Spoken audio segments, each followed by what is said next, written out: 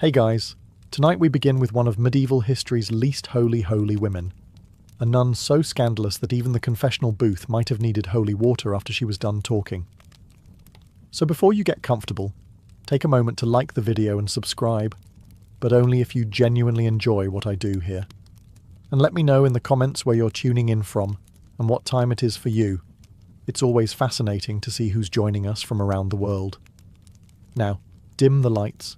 Maybe turn on a fan for that soft background hum, and let's ease into tonight's journey together. In 14th century Italy, finding your calling wasn't about spirituality. It was about your father running out of money. If you were the extra daughter in a noble household, congratulations. You were about to be married to Jesus against your will.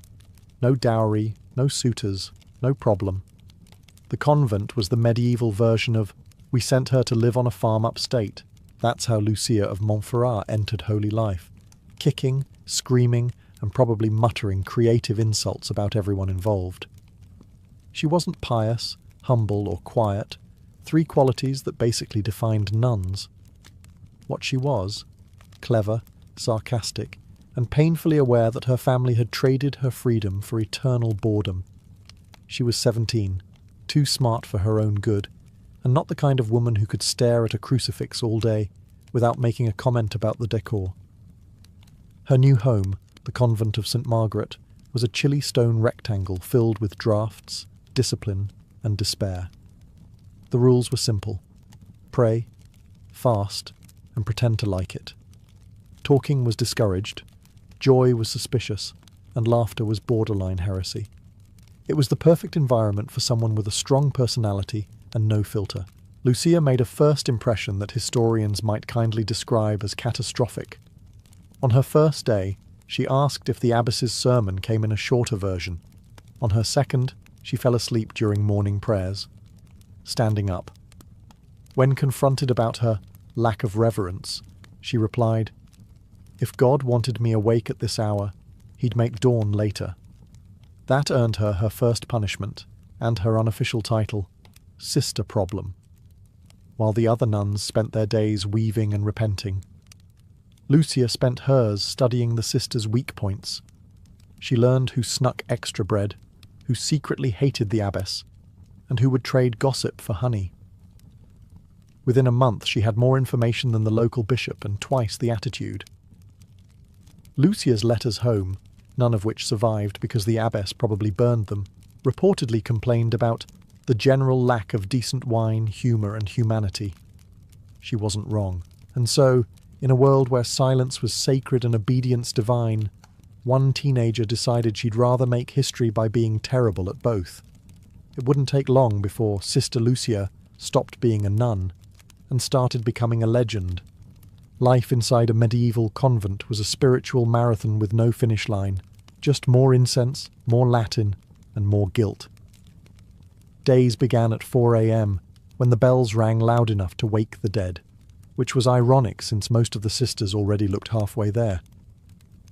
Lucia of Montferrat hated mornings, bells, and authority, an unfortunate combination in a place run entirely by all three. The abbess called it discipline. Lucia called it collective suffering with hymns. The routine was relentless. Morning prayers, communal meals, served cold, because God apparently hated flavour, manual labour, then more prayers. Talking was forbidden except for confession, which, coincidentally, became the convent's most popular recreational activity. Some sisters confessed twice a day just to speak to someone. Lucia went weekly, purely to annoy the priest. When asked if she'd sinned, she said, "Not yet, but I have plans." Meals were an experience.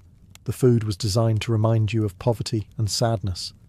Boiled roots, stale bread, and the occasional fish that tasted like it had given up on life long before being caught.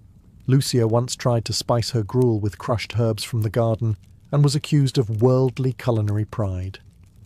She apologised by suggesting that the abbess add a little salt to her sermons too. Silence was another rule. Theoretically, it brought one closer to God. In practice, it brought everyone closer to madness. Nuns communicated through facial expressions awkward gestures, and passive-aggressive sighs.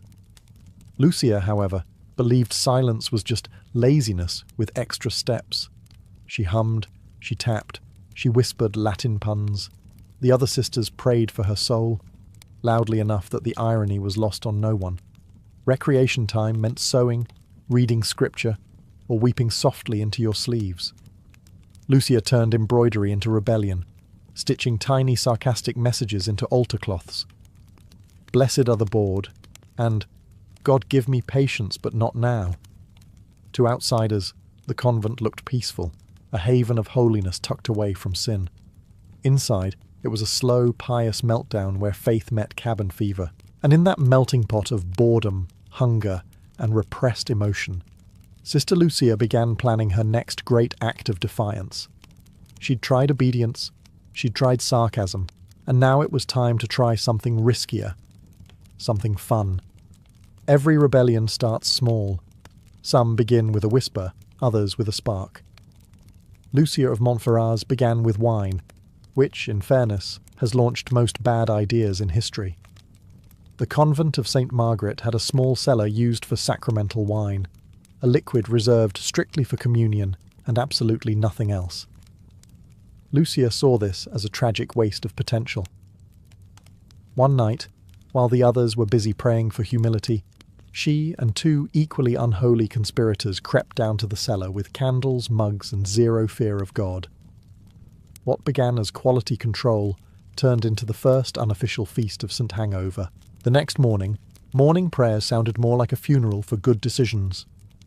The abbess noticed the smell of wine in the air and declared it a sign of demonic corruption.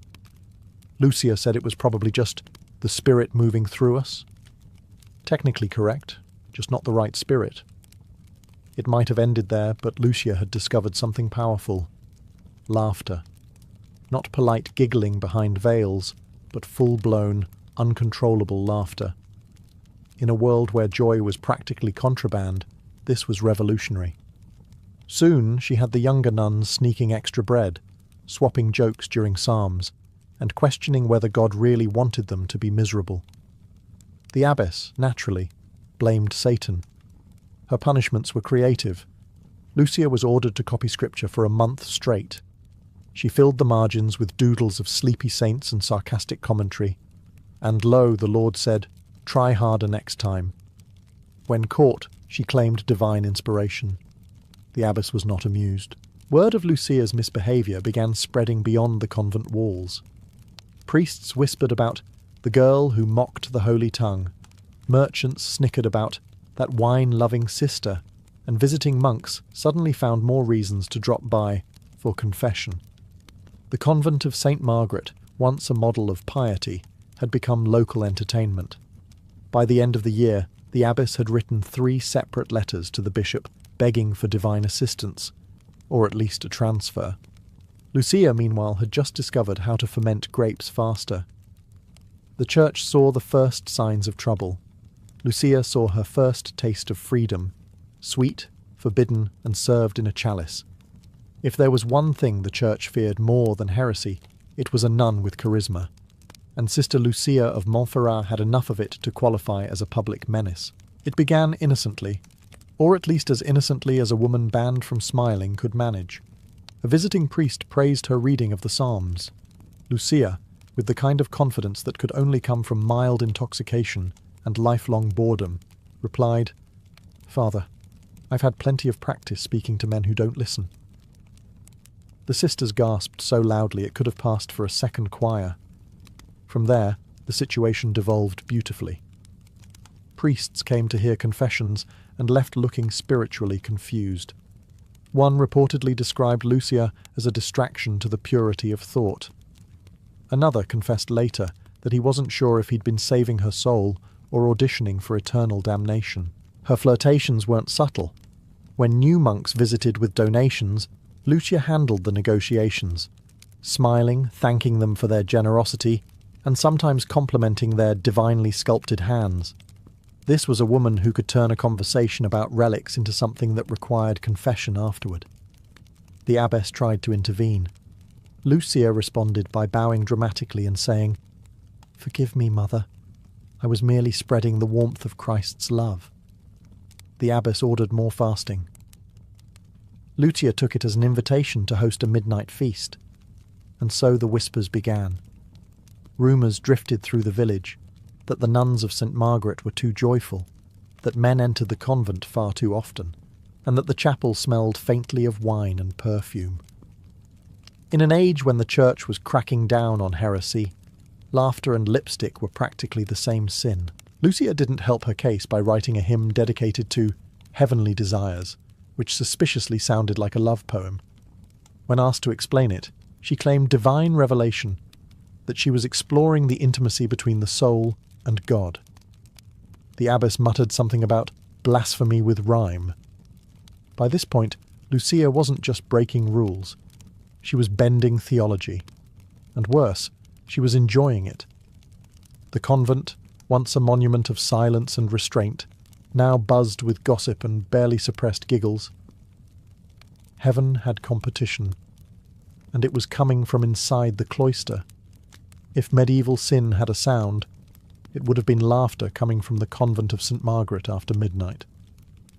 And if it had a face, it would have been Sister Lucia of Montferrat, illuminated by candlelight, grinning like she'd just outsmarted the 10 Commandments. It started small. A few late-night talks among bored nuns, whispering about life before vows, about silk dresses, music, and men who didn't speak Latin. But Lucia had a talent for escalation. One night, she borrowed the abbess's keys, opened the wine cellar, and announced that joy is also a form of prayer. Soon the convent wasn't holding vigils. It was hosting after-hours theology debates, complete with pastries smuggled in by local servants and the occasional minstrel brave enough to play for a house full of holy women. Reports later described scenes that sounded less like a convent and more like a medieval sleepover gone wrong. Music, dancing, and an alarming amount of bread rolls being thrown in rhythm. Lucia called it celebrating divine creation. The abbess called it an abomination in 4-part harmony. What made things worse was Lucia's sense of showmanship. She dressed up the Virgin Mary statue in ribbons and perfume to make her feel included. She convinced one nervous novice that dancing was a sacred act of joy, quoting scripture loosely enough to make theologians twitch. Her confidence was disarming. She sinned like a professional and explained it like a lawyer. The noise carried. Villagers swore they heard laughter from behind the convent walls. Real laughter, not the restrained, saintly kind. Rumours spread that the sisters were possessed. One merchant claimed he saw silhouettes of dancing nuns in candlelight, moving as if chased by invisible demons. He wasn't entirely wrong. By the time the bishop's messenger arrived to investigate, Lucia had preemptively staged a penitential feast, complete with candles, singing, and suspiciously red wine. When asked to explain the noise, she replied, "Rejoice, for the Lord said to make a joyful noise." The messenger left with more questions than faith. The abbess finally banned evening gatherings, declaring that, after sunset, all should be silent. Lucia nodded obediently, then scheduled the next party for dawn.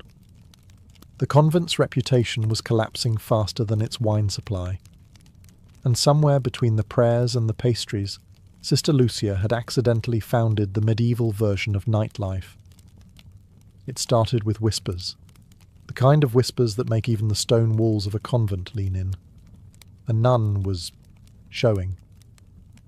At first, the sisters blamed poor diet, stress, or perhaps divine inflation.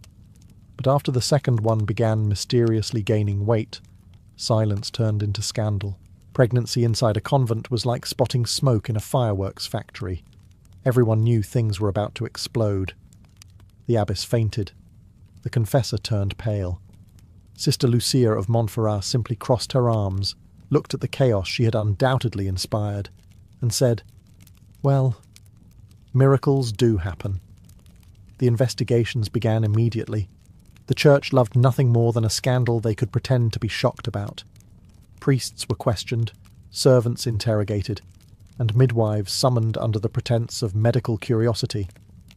The abbess swore the devil had entered the convent. Lucia privately agreed, She just left out that he might have entered through the front gate wearing a cassock. The official report, preserved in some poor scribe's trembling Latin, described the discovery of carnal corruption within the house of God. Translated, several nuns were pregnant, and no one was volunteering details. When cornered, one young sister burst into tears and said, "Sister Lucia told us joy was holy." That didn't help. Lucia, of course, denied everything with the confidence of someone who'd practiced in front of a mirror. She blamed temptation, moonlight, weak wine, and even the devil's subtle influence. When asked if she encouraged the others, she said, "Only in faith, and perhaps in bad decisions." The abbess demanded repentance. Lucia offered charm instead.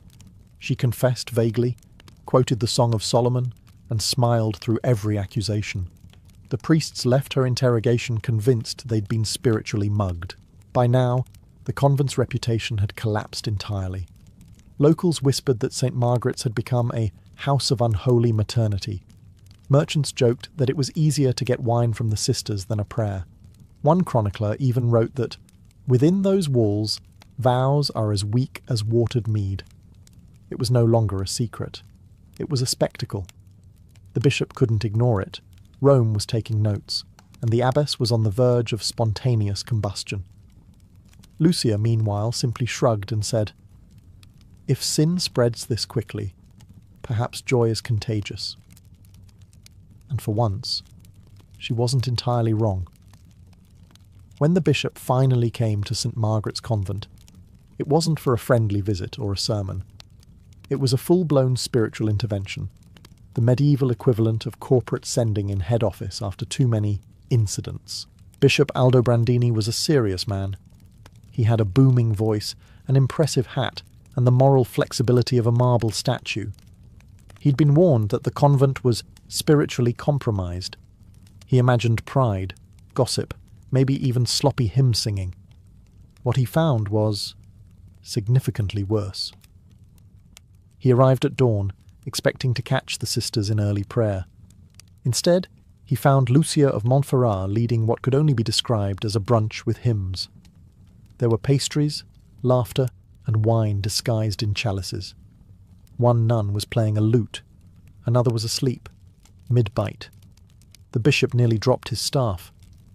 Lucia greeted him warmly, curtsied, and said, "Your Grace, how kind of you to join us." The Lord said to welcome all guests. She even offered him bread, which, to be fair, was less of a peace offering and more of a dare. His inspection went downhill from there. The chapel smelled faintly of perfume and guilt. The confession booth contained 2 empty bottles and 1 shoe. He found a locked room filled with fine fabrics, love letters, and something that might have been a lute or a weapon, depending on your faith in music. When he demanded an explanation, the abbess burst into tears, claiming she had lost control of the house. Lucia stepped forward and said calmly, "Control is an illusion, Your Grace. Only faith endures." The bishop wrote that down before realizing she was mocking him. He tried to preach repentance, but halfway through his speech, someone sneezed and Lucia shouted, "Bless you!" The room laughed. The bishop nearly combusted. By sunset, he declared the convent infected by worldly corruption and ordered a full investigation. Before leaving, he told Lucia she was a disgrace to her vows. She smiled sweetly and said, "At least I didn't bore anyone into sin." That night, Lucia toasted her impending doom with the last of the wine. The bishop wanted a confession, she told the sisters. "Tomorrow, I'll give him a performance." The investigation hadn't even started, and she'd already turned it into theatre. When Bishop Aldobrandini left St. Margaret's, he didn't just leave behind outrage. He left behind paperwork. Within a week, an official ecclesiastical investigation began, complete with scribes, witnesses, and a level of self-importance only medieval bureaucracy could produce. 3 men arrived to restore holiness. Father Gregor, who took notes on everything, Brother Paolo, who flinched at sunlight, and a Dominican inquisitor who looked like he'd rather be burning someone. They set up a tribunal table in the chapel under a fresco of the Last Judgment, fitting decor for what was about to unfold. The interrogations began with the quiet nuns. Most wept, some confessed, and a few fainted for dramatic effect. When asked about Sister Lucia of Montferrat, the responses ranged from "she is kind" to "she is the devil in a wimple." Father Gregor underlined that last one twice. Evidence soon followed, and it was glorious. Hidden behind a statue of St. Margaret, the investigators discovered a stash of wine barrels, a box of jewellery, and a lute engraved with the words, "To my most divine muse." In a drawer, they found letters written in Romantic Latin, each signed only with an initial. No one could confirm who SP was, but Lucia's smile during questioning suggested she could. The confessional booth, too, held surprises. Under the bench were several small coins, a half-eaten apple, and a poem that began, "Blessed be the hands that touched the holy veil." Even the Inquisitor blushed. Lucia herself was summoned last. She arrived composed, as if being accused of mass corruption was just another Tuesday. When asked to explain the letters, she said, "Perhaps God writes to all women through the hands of men." The scribe stopped writing to look at her, unsure if it was heresy or poetry. Her calm infuriated them. She quoted scripture, twisted theology, and smiled through every accusation. When they accused her of misleading her sisters, she replied, "If joy is misleading, then sorrow is salvation." That line alone made its way into at least one bishop's diary. By the end of the week, the tribunal had enough evidence to condemn an entire village. But what they didn't realize was that Lucia wasn't afraid of punishment. She was bored of the game. And soon, she'd turn her trial into a masterpiece. Trials in medieval Europe were rarely about justice. They were theatre, and Sister Lucia of Montferrat was about to give the performance of her life. The hall was packed. Priests, nobles, monks, and at least 2 merchants who'd clearly shown up just for the drama. The air was thick with incense, judgment, and the faint smell of wet parchment. Lucia stood before them in her plain black habit, which somehow she made look like a statement. The charges were read aloud: disobedience, blasphemy, seduction, unlawful joy, misuse of sacred wine, and the encouragement of unseemly laughter. That last one received an audible gasp from the audience. Laughter was not a crime, but it might as well have been. Lucia listened patiently, head slightly tilted, like someone hearing a menu she hadn't ordered from. When the bishop asked if she had anything to say in her defence, she clasped her hands and said, "Your Grace, I merely followed the example of our Lord, surrounded by sinners, misunderstood by priests." The room went silent. The scribe actually dropped his quill. The prosecutors pushed harder. They waved the letters, the wine receipts, and even a lute as evidence. Lucia examined them with mild interest and remarked, "I see the Lord's house finally appreciates good music." That didn't help. Witnesses were called. Some wept. Others testified that Lucia encouraged levity unbecoming of holy women. One nervous novice swore Lucia had taught her to laugh during Lent. Lucia smiled faintly and said, "If joy offends heaven, then I fear paradise will be dreadfully quiet." The Inquisitor's patience snapped. He shouted that she had mocked the sacred order. Lucia bowed slightly and replied, "Mockery implies effort, Father. I was merely honest." Even the guard smirked. The verdict, of course, was predetermined. The tribunal declared her guilty of scandalous conduct and corruption of the holy vocation. Her punishment, public penance and lifetime confinement in a stricter convent. Lucia crossed herself politely and said, "At least you didn't excommunicate me. I rather enjoy company." That was the problem with Lucia. No matter how hard they tried to shame her, she kept stealing the spotlight.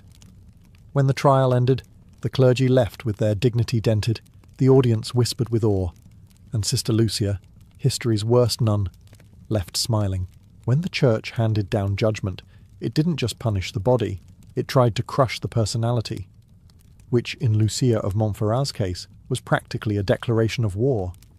Her sentencing was to be carried out in full humility and public contrition.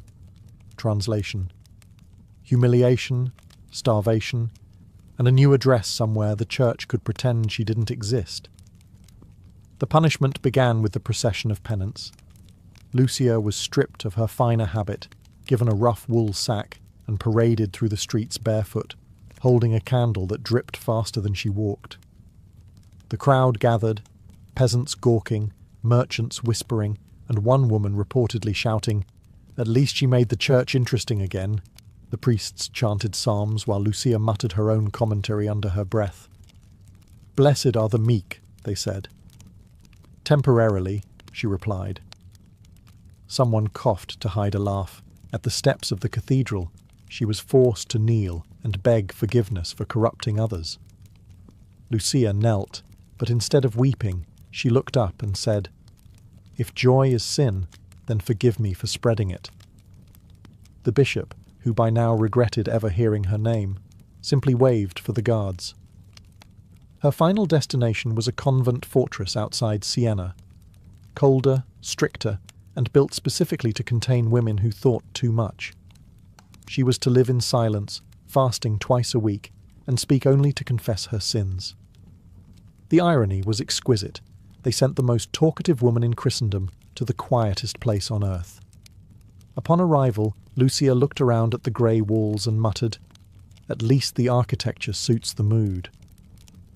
The abbess of her new convent greeted her with frosty authority and the promise of redemption. Lucia smiled faintly and said, "Redemption, I've heard, is overrated." That earned her her first 3 days without supper. Her cell was small, her food tasteless, her company limited to saints painted on the walls, and even they looked like they wanted out. Yet somehow she didn't crumble. If the church wanted remorse, it got sarcasm instead. If it wanted silence, it got subtle rebellion. Lucia's tongue was caged, but her mind and her legend were only just beginning to wander. The new convent was less a house of God and more a holding cell with better acoustics. It sat on a lonely hill outside Siena, surrounded by walls so high they blocked both sunlight and optimism. The sisters there were known for their discipline, their silence, and the complete absence of anything resembling fun. Lucia of Montferrat arrived as their newest cautionary tale. Her reputation preceded her: the laughing nun, the wine of Satan, the unrepentant bride of Christ. The abbess greeted her with the kind of smile usually reserved for lepers and tax collectors. "Here you will find peace," she said coldly. Lucia replied, "If I do, I'll let you know." That earned her 6 hours of kneeling as a spiritual warm-up. Daily life was bleak. The nuns rose before dawn, ate bread that could double as roofing material, and prayed until their knees forgot what comfort felt like. Conversation was forbidden. Even the birds outside had the good sense to stay quiet. Lucia, however, refused to surrender to the monotony. She began scratching little notes into the walls of her cell, short observations, dry and defiant. One read, "The Lord works in mysterious ways, the abbess less so." Another, "Silence may be holy, but it's terribly dull company." She also discovered that candle wax, when melted carefully, could be turned into weak wine. It wasn't good, but it was enough to make her feel human. When caught, she told the guards she was conducting chemical prayer. Despite the endless isolation, Lucia somehow gathered a following. Younger sisters began sneaking glances at her during prayers, drawn by the quiet rebellion in her eyes. She didn't speak to them. She didn't have to. Her presence alone said, "You can think and still survive here." The abbess, furious, ordered her confined even further. No visits, no writing materials, no candles. Lucia simply smiled and said, "Perfect. I've been meaning to work on my inner life." Days bled into months, months into years. And while the abbess thought she'd buried a sinner, She'd accidentally preserved a legend. Lucia's body might have been trapped in stone, but her laughter, quiet, stubborn, and untamed, echoed through every cold corridor.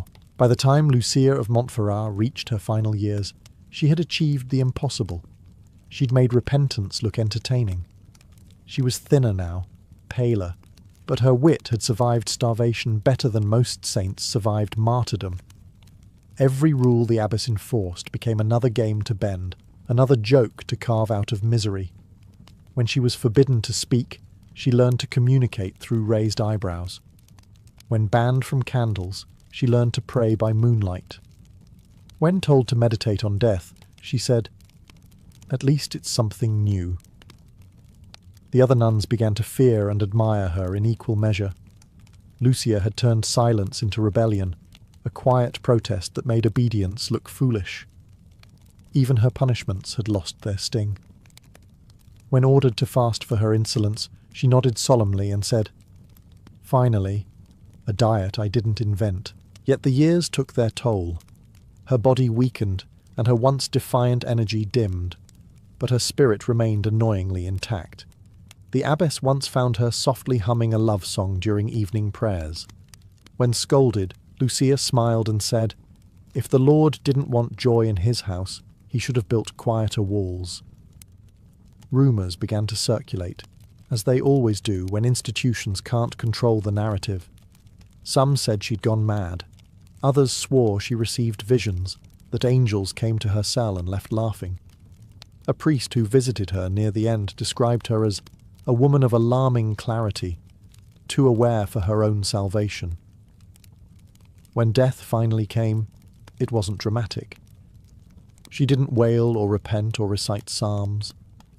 She simply lay down, whispered something to the ceiling, probably sarcastic, and closed her eyes. The sisters buried her outside the convent walls, as was customary for disgraced nuns. Yet legend claimed the soil above her grave wouldn't stay still. Each morning it shifted slightly, as if the earth itself were trying to let her out. Years later, pilgrims began visiting her grave, praying not for miracles, but for courage. Because somehow, through all her blasphemy and laughter, Lucia of Montferrat had become something the Church never expected, a symbol of freedom. Not holy freedom, perhaps, but the kind that refuses to kneel just because everyone else does. Lucia of Montferrat was finally dead, but the problem was she refused to stay quiet about it. For the Church, her passing should have been the tidy conclusion to an embarrassing chapter. One less heretic, one less headache. But as it turned out, death did little to stop the gossip, or the laughter. The burial was deliberately simple. No hymns, no candles, and certainly no eulogies. The abbess, who had spent years trying to extinguish Lucia's spirit, ordered her body placed in an unmarked grave outside the convent walls. "Let her rest in silence," she said, but even the ground seemed to disagree. Within days, the soil above the grave began to shift. Not dramatically, just enough for people to notice. Some said it was wind, others said it was restlessness. A few of the younger nuns whispered that Lucia was still trying to get the last word. Then came the stories. A novice swore she heard faint humming near the grave at night. Another claimed she'd seen candlelight flicker in Lucia's old cell when no flame was lit. The abbess dismissed it all as nonsense, until a visiting priest who'd known Lucia in her trial days confessed that he too felt something strange. "A warmth," he said, as if laughter still lingered in the air. Soon, the locals found out. Pilgrims began visiting the grave, praying not for absolution, but for courage. They left offerings, bits of wine, quills, and pieces of ribbon, tokens of the woman who had somehow turned rebellion into a kind of holiness. The Church tried to stop them, of course. But once the public decides someone's a saint, or a celebrity, there's no papal decree strong enough to undo it. Ironically, the same clergy who once condemned her began quietly editing their letters. Perhaps she was misguided, one bishop wrote, but not malicious. That's medieval code for We're losing control of the story. Lucia's legend grew in whispers, not sermons. She became a symbol for the women who didn't fit, the thinkers who talked too much, and the sinners who refused to feel sorry about it. And so, in death as in life, Sister Lucia remained the same. Impossible to contain, impossible to forget, and still somehow getting the final laugh. You'd think death would have improved Lucia of Montferrat's reputation, but in true medieval fashion, it just made things weirder. The church tried to erase her. Her name was scratched out of the convent records, her trial notes quietly misplaced, and her remaining possessions, a quill, a scrap of parchment, and one questionable bottle of herbal remedy, were burned. The official story was that she had been a wayward soul reclaimed by silence, which is exactly what people say when they've lost an argument to a corpse. But stories are stubborn. Within a generation, Lucia became more rumour than memory, passed down by monks who pretended not to enjoy gossip, and by villagers who definitely did. Her legend split into two versions, one pious, one scandalous, both equally unhelpful to church authorities. In the first, she was a warning, a nun who mocked her vows and paid the price. Priests used her as a sermon prop, the medieval equivalent of "don't be like her." She was the textbook example of how laughter leads to damnation, and how women should never trust their own curiosity. Convenient, moral, tidy ending. In the second version, the one whispered in taverns and by restless novices, she became something else entirely. A folk hero, a holy mischief maker who outsmarted bishops and died with her sense of humour intact. Some even claimed she'd performed miracles. A field near her grave supposedly grew wildflowers in winter, and wine blessed in her name never soured. The church dismissed these as false wonders, but pilgrims came anyway. Chroniclers struggled to categorise her. One called her the serpent among lilies. Another, less imaginative, just wrote problematic. Centuries later, an Italian poet referred to her as Saint Lucia the Laughing, which got him excommunicated, then quietly reinstated when his poem became popular. And that was the problem. Lucia's story refused to behave. Every attempt to bury her deeper only made her legend louder. In the end, the church got what it feared most. Not another heretic, but a conversation. A tale that survived because it was too human to die. Lucia of Montferrat stopped being a sinner or a saint. She became something far more enduring, a reminder that holiness, without humour, quickly becomes hypocrisy. Centuries later, Lucia of Montferrat still refuses to disappear quietly into history's background noise. The church might have filed her under spiritually inconvenient, but time has a habit of rescuing the wrong people for all the right reasons. Her story survives in footnotes, folklore, and badly translated monastic gossip. Historians still debate whether she was a libertine, a proto-feminist, or simply someone who realised that holiness didn't have to mean misery.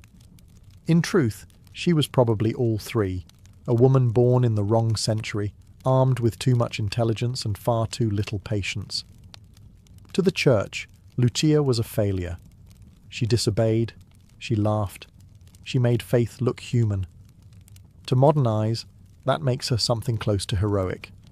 She didn't start a reformation or burn any cathedrals down, she just refused to be small. And in a world built to keep women silent, that alone was revolutionary.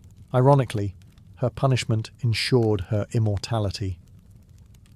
The stricter the convent, the louder the whispers. Each century polished her image a little more, from the shameless nun to the woman who wouldn't repent. Plays were written, poems recited, and at least one painter in the Renaissance depicted her smirking in a halo, possibly out of spite. The church never canonized her, of course, but for many she became a sort of unofficial patron saint of laughter, rebellion, and people who ask too many questions. Students light candles by her name during exams, skeptics toast her on feast days that don't exist. Somewhere Lucia would find all of it hilarious. Her grave, the unmarked patch of dirt outside that silent convent, still attracts visitors. Some leave flowers, others leave wine, all leave quietly smiling. It's said that on still nights you can hear faint laughter carried by the wind, not mocking, not cruel, just a reminder that even within walls built to contain it, joy finds a way out. So yes, maybe she was medieval history's worst nun. She broke every rule meant to cage her and turned damnation into a punchline. But in doing so, she left behind something better than sainthood. She left proof that even in an age of fear and obedience, a single woman's laughter could echo longer than the church that tried to silence it. Victorian Britain prided itself on being the most advanced civilization on Earth. Steam engines thundered through the countryside, gaslights glowed in city streets, and the middle classes congratulated themselves on their progress. Every home wanted to look and eat like success. Dinner tables became miniature theatres of modernity, gleaming silverware, crystal glasses, and dishes so colourful they seemed painted by progress itself. But beneath the elegance lurked something far less civilised, a quiet epidemic of poisoning. You see, the Victorian kitchen was no longer ruled by nature, but by chemistry. Artificial colours, preservatives and flavourings, the kind that would horrify any modern nutritionist, became the new tools of the trade. The more vivid the jelly, the more trustworthy it looked. The greener the peas, the more fresh they appeared. Housewives proudly served pickles that glowed like emeralds, custards yellow as the sun, and candies so bright they could light up a nursery. Yet all that brilliance came from the same industrial cauldrons that produced paints, dyes, and rat poison. The Industrial Revolution didn't just feed Britain, it intoxicated it. With cities swelling and demand rising, merchants sought shortcuts. Why wait for nature when science could give you colour in a bottle? A dash of copper sulfate turned dull pickles into emerald jewels. Arsenic-based dyes made confections irresistibly vivid. Lead acetate sweetened cheap wine. It was progress, the kind that glittered right up until your stomach began to fail. And because food laws were almost non-existent, few questioned what they were eating. The Victorians trusted in progress the way earlier generations trusted in God. If something was sold in a shop, surely it was safe. Newspapers praised chemical innovation, physicians were divided, and only the occasional corpse suggested otherwise. The irony was almost poetic. A society obsessed with purity, moral, social, and spiritual, was slowly being poisoned by its own perfectionism. Every bright dessert was a tiny triumph of technology, every lavish banquet a quiet chemical experiment. Beneath the lace and etiquette, the Victorian appetite had turned lethal. The age of refinement, it seemed, had a distinctly toxic aftertaste. Few sights in Victorian England were more enchanting than a sweet shop window. Rows of glass jars gleamed with rainbow-coloured delights, peppermint drops, lemon lozenges, and hard candies that promised joy to any child with a halfpenny. The air smelled of sugar and innocence. Yet behind that sugary scent lurked something monstrous. Arsenic, the silent killer of the age. Colour was the key to a sweet's success. In an era obsessed with appearances, dull grey candies simply wouldn't sell. Confectioners competed to create the brightest hues, greens, reds and yellows so vivid they seemed magical. Unfortunately, true magic was expensive. Natural dyes like saffron or cochineal cost far too much for the working-class market. So, industry provided cheaper miracles. Synthetic pigments, mixed in factories that also produced wallpaper, paint, and insecticide. One of the most popular was Shields Green, made from copper arsenite. It made candy shimmer like emeralds. It also happened to be deadly. The most infamous case came in Bradford, 1858. A local sweet maker, trying to cut costs, used adulterated plaster powder in his peppermint lozenges. Unbeknownst to him, the plaster was contaminated with pure arsenic trioxide. Within days, more than 20 people were dead, mostly children. Scores more lay writhing in agony. Newspapers dubbed it the Bradford poisoning.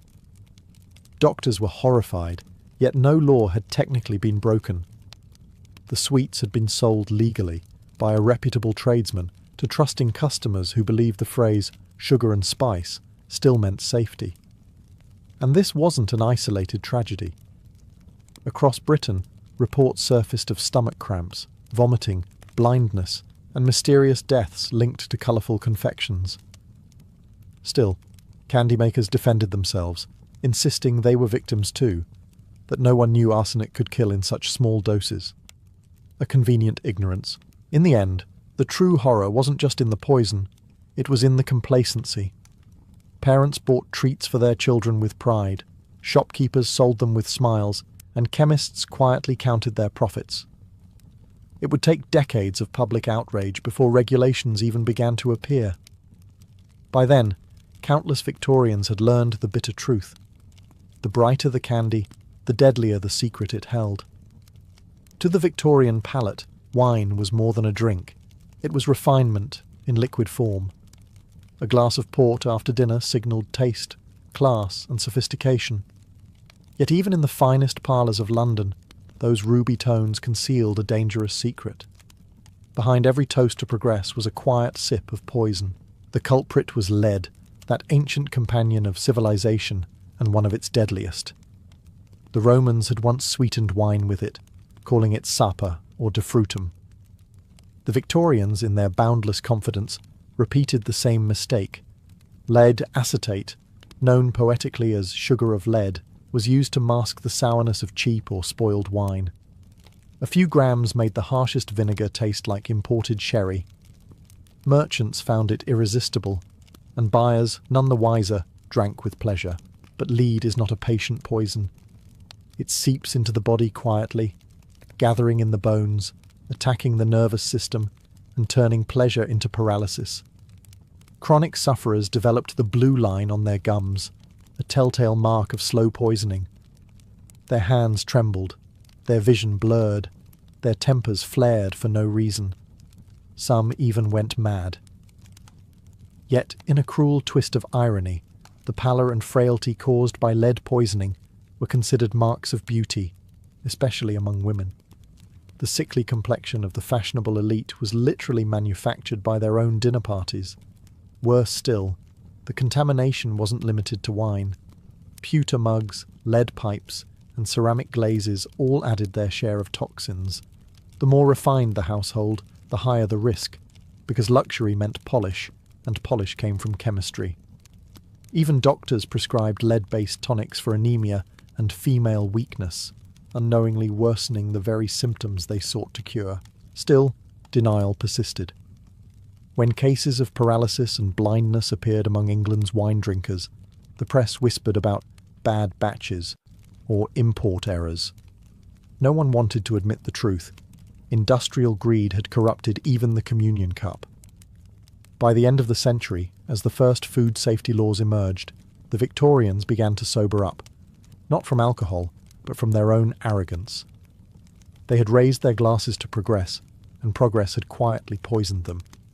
For the Victorians, no meal was complete without pickles. The middle-class table gleamed with jars of preserved cucumbers, onions and cauliflower, bright green, sharp in flavour, and proudly homemade or bought from the local grocer. But these cheerful condiments, meant to liven up the dull roasts and puddings of industrial Britain, carried a secret ingredient straight from the chemist's shelf: copper sulfate. Victorians were obsessed with colour. They equated brightness with freshness. A dull pickle was a dead pickle. Natural brine, however, drained vegetables of their hue, leaving them limp and pale. So, food sellers began adding a pinch of copper salts to restore their healthy green glow. A touch of metallic shimmer made cucumbers look newly plucked, even if they'd been sitting in vinegar for months. The result was stunning to the eye and ruinous to the body. Copper sulfate, in even small doses, corrodes the lining of the stomach, burns the throat, and causes convulsions, vomiting, and kidney failure. Still, shoppers admired these glowing jars as signs of modern ingenuity. Housewives filled their larders with pride. unaware that their family's favourite relish had more in common with a battery than a vegetable garden. Even medical journals of the time warned against the reckless use of metallic salts for the sake of appearance. Yet enforcement was non-existent. Greengrocers simply shrugged. Everyone was doing it. The irony was almost grotesque. The Victorians, champions of cleanliness and moral purity, were cheerfully eating metal. Pickles became the symbol of industrial deceit, beautiful, cheap, and dangerous. Children loved them, labourers ate them with bread for lunch, and socialites spooned them alongside their pheasant. It was democracy in its purest form. Everyone, rich or poor, shared a little dose of corrosion. Only when physicians began reporting widespread copper colic, a charming euphemism for stomach ulcers and organ failure, did suspicion grow. But even then, most dismissed it as coincidence or indigestion from overeating. The truth, of course, was simpler. The colour of progress came with a metallic aftertaste. The same chemistry that made Victorian food beautiful also made it lethal. If bread was the staff of life in Victorian Britain, milk was its comfort. Mothers poured it for their children, doctors prescribed it to the weak, and no morning tea was complete without a splash of it. It symbolised purity, white, wholesome, straight from the countryside. Yet behind that innocent colour was one of the most horrifying scandals of the age. By the mid-19th century, the rapid growth of industrial cities like London and Manchester had created an enormous demand for milk. The problem? Cows didn't live in cities, at least not healthy ones. Urban dairies popped up behind factories where cows were fed on hot brewery waste and kept in filthy stalls without sunlight. The result was blue-tinged, foul-smelling milk barely fit for animals. But that didn't stop dealers from selling it. They simply improved it with chemistry. To disguise the bluish tint, vendors mixed in chalk for whiteness. To thicken the texture, they added plaster of Paris or flour. And to extend the quantity, they cut it with water, often water drawn from contaminated pumps or nearby ditches. Some batches were as much as half sewage. Infants died in droves from what doctors called summer diarrhea, a polite phrase for bacterial poisoning. Others developed rickets, convulsions, or simply wasted away. The public assumed milk was pure because it looked pure. Housewives were reassured by its colour, unaware that the very whiteness they admired came from powdered limestone. Newspapers occasionally reported milk murders, but the outrage faded with every new scandal. No one wanted to believe that something so sacred, so tied to motherhood and innocence, could be corrupted. Eventually, social reformers like Arthur Hill Hassell, a pioneering chemist and food analyst, began exposing the frauds. He examined samples from London's milk cellars and found almost all were adulterated. His reports shocked Parliament, but achieved little immediate change. Only when infant death rates became impossible to ignore did lawmakers reluctantly pass early food safety acts. The tragedy of Victorian milk wasn't just its contamination, it was the betrayal of trust. The same society that worshipped moral purity had built a market that profited from poisoning babies. In the age of progress, even innocence could be industrialised and sold by the pint. To a Victorian household, bread was sacred. It was the measure of a baker's honesty and a family's prosperity. Every morning, loaves lined the shop windows, golden crusts, soft interiors, and that reassuring smell of home. Yet beneath the wholesome image of daily bread hid another industrial deception, the alum loaf, a fraud so common that few even questioned it. Good flour was expensive. The industrial age had driven prices up, and millers eager for profit found a simple trick. They could stretch poor quality flour by mixing in alum, a compound of aluminum sulfate. It whitened dark, coarse flour, made dough rise beautifully, and produced bread that looked pure even when it was anything but. To the untrained eye, the loaf appeared perfect, soft, pale, and refined. To the body, it was slow poison. Alum interfered with digestion, hardening the bread in the stomach and preventing nutrients from being absorbed. Over time, it caused severe constipation, ulcers, and in children, permanent malnutrition. Doctors of the day noted that London's poor were fed yet starved, their bellies full but their bodies wasting. The irony was cruel. The poorer the family, the whiter their bread, and the sicker they became. Some bakers even boasted about the fine whiteness of their loaves, as customers equated purity of colour with purity of ingredients. In truth, whiteness came not from fine wheat, but from chemistry. Even sawdust and pipe clay found their way into cheap bread, while alum masked the taste of decay. Reformers like Dr. Arthur Hill Hassall, who had already exposed the milk scandal, launched campaigns to reveal the adulteration. He tested bread from markets across London and found alum in nearly every sample. Still, the public hesitated to believe it. Bread was too essential, too symbolic to question. Newspapers mocked reformers as alarmists, and bakers defended themselves with feigned outrage. Meanwhile, the working class continued eating their daily rations of industrial chalk and aluminium, never realising why their children were pale and weak. The staff of life had become a staff of deceit. The bread that filled Victorian bellies was not a blessing from the fields, but a product of chemistry, a triumph of illusion over nourishment. In the empire of industry, even the simplest meal had become an experiment in survival. For the working-class Victorians who could afford it, meat was a luxury, a symbol of strength, vitality, and progress. A roast on Sunday was proof that life was improving. But the demand for cheap cuts in the crowded cities created a gruesome trade where decay met deception. Beneath the market stalls and butchers' smiles, corruption festered. Literally. Refrigeration was still a dream, and meat spoiled quickly in the polluted air of industrial London. Unscrupulous butchers, unwilling to lose profit, relied on chemical trickery to disguise the stench of decay. One of their favourite tools was formaldehyde, a preservative more suited to corpses than cutlets. Soaked or brushed onto meat, it temporarily removed the smell and restored a fresh red colour. Housewives were pleased, the joint looked healthy again. Only later would families discover that their fresh dinner burned in the throat and left a metallic aftertaste. Other tradesmen had their own methods. Some used borax, salicylic acid, or even arsenical dyes to hide mould or insect damage. Potted meat, a popular spread among the poor, often contained the remains of diseased animals, disguised with heavy spices. Sausages, the great equaliser of Victorian cuisine, were a mystery in themselves. Horsemeat, rats, and spoiled organs minced together into something vaguely edible. When reformers exposed these practices, the public was horrified, but only briefly. Hunger has a way of silencing disgust. To make matters worse, slaughterhouses themselves were nightmarish.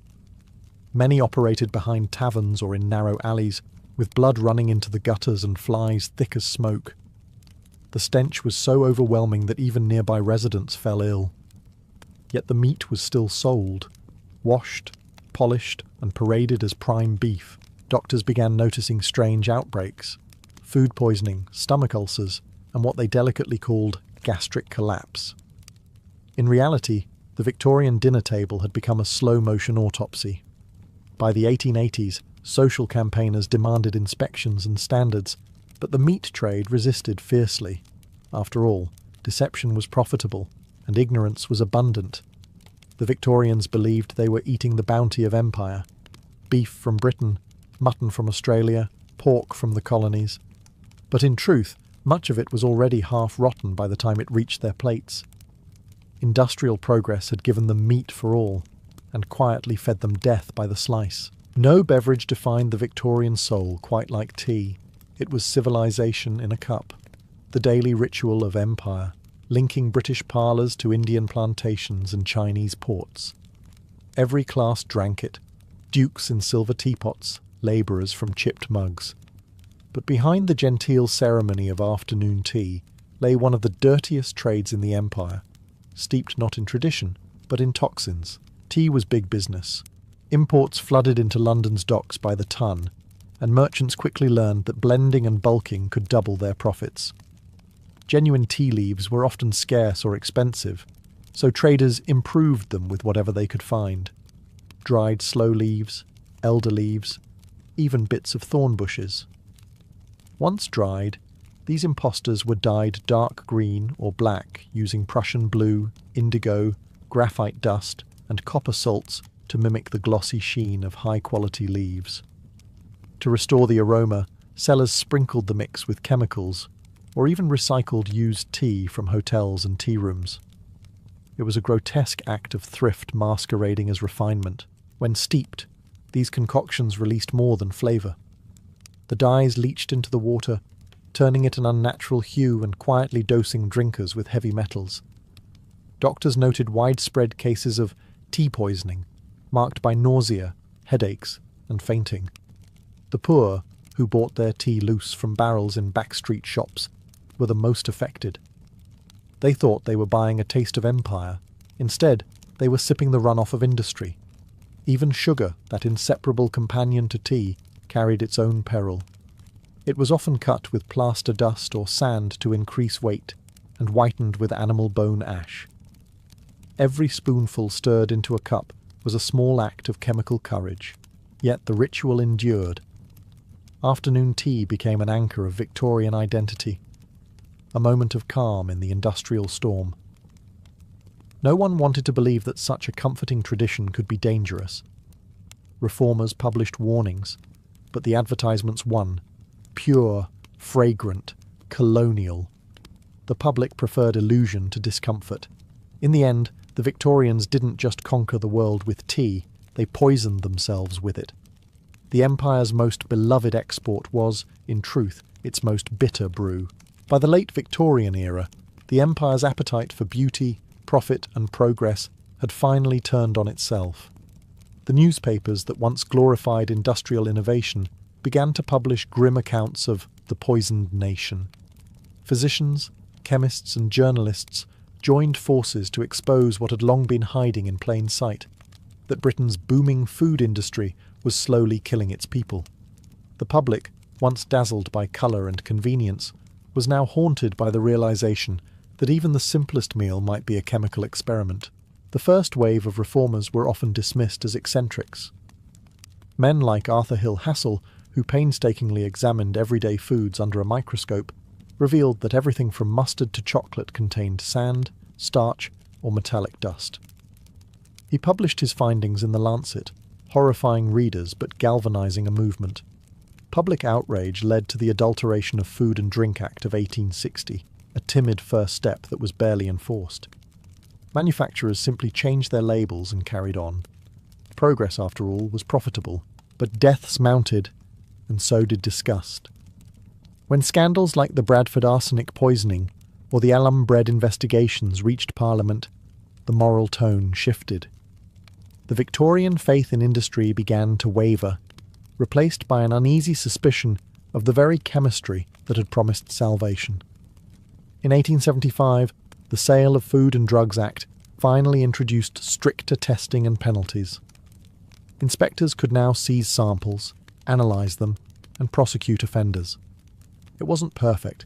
Corruption and loopholes thrived, but it marked the beginning of accountability. Slowly, public taste began to change. Whiteness no longer meant purity. Bright colours no longer inspired trust.